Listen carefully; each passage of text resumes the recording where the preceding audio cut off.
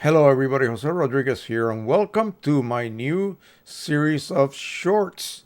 We're going to quickly cover printing on QIMAGE Ultimate 2023 version 103. The first thing you do when you open it, you're going to choose your printer. In this case, Pro-100.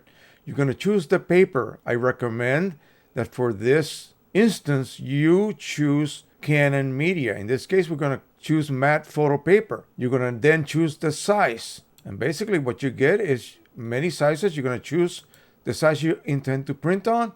And then down here, you're going to click on Suggest Profiles. There's the correct profile right on top. It's automatically located for you. Everything else will be set, as you can see. Relative colorimetric, black point compensation. Click OK. And you are set. You are now done with the printer color management settings. It's handled automatically for you. The driver has been set to none automatically for you. So now what you do is you go to Prints, choose Fit to Page, load your image, and print it. That is all you have to do. I'm going to start from the beginning again. 8550. In this case, let's choose Premium Photo Paper Glossy from EPSON.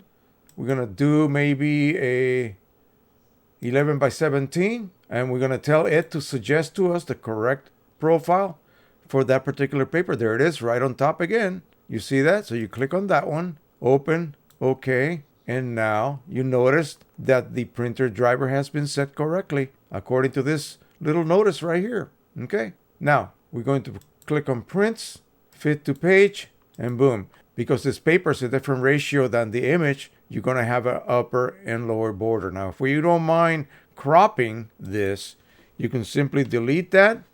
Go down here to this little section where it says auto cropping. It's off. We're going to activate it. And now we'll load a more appropriate image that may fit better in that type of 11 by 17 paper. And as you can see, it fits perfectly. That is it. Print. OK. You are done, folks.